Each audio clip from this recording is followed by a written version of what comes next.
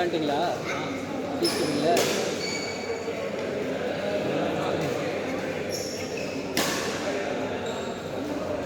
நீங்கள் போன match win பண்ணீங்களே, அவங்களாம் வந்து என் லிஸ்ட்டில் வந்து டாப் 5ல் இருக்குது டீம். அவங்கள வின் பண்ணுற கெப்பாசிட்டி இருக்குன்னா அப்போ இருக்குன்னு தான் அர்த்தம். நீங்கள் தான் கண்டுபிடிக்கணும்.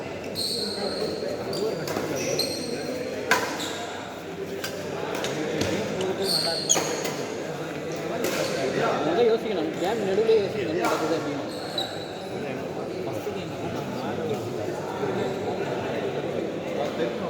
நான் சொல்கிறேங்க, நம்ம டோர்னமெண்ட்டே நான் சொல்கிறேன்னு நம்ம நிறைய ஒரு 10 டீம் கிட்டே இருக்குன்னு வச்சுக்கோங்க. அதில் பெஸ்ட்டு சொல்கிறது என்னென்னா, நான் அவங்கள தான் பெஸ்ட்டு டீம் சொல்லுவேன்.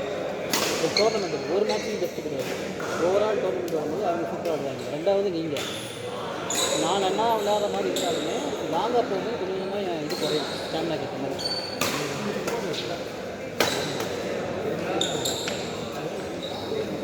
எனக்கு வந்து 3 பாயிண்ட்டை நான் ஃபோக்கஸ் பண்ணுறேன். ஒன்று வந்து ஸ்கில்லு என்கிட்ட கம்மியாக தான் இருக்குது. அதுக்காக நான் நிறையா விளையாண்டுக்கிட்டே இருப்பேன். நான் எந்த மேட்ச் வச்சாலும் யார் கொடுத்தாலும் நடப்பேன்.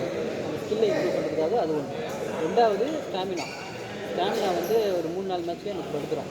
ஏஜ் அதிகமாக இருக்குது, அப்புறம் விளையாடுறது அதிகமாக இல்லை. அதுக்கு பண்ணுறதுக்கு நிறையா இந்த மாதுளை ஜூஸு, அப்புறம் விளையாடுறத கொஞ்சம் கம்மி எஃபர்ட் பண்ணி விளையாடுவேன். எந்த டீம் கிட்ட எவ்வளோ எஃபர்ட் பண்ணணுமோ அதை கொஞ்சம் அனலைஸ் பண்ணி விளையாடுறது.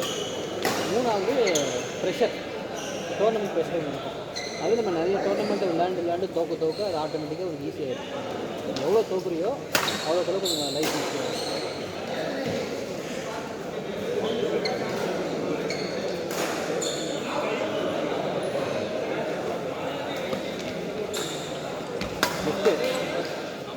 லெஃப்ட்டுக்கு ஸ்மாஷ் அடிக்க விடாதீங்க.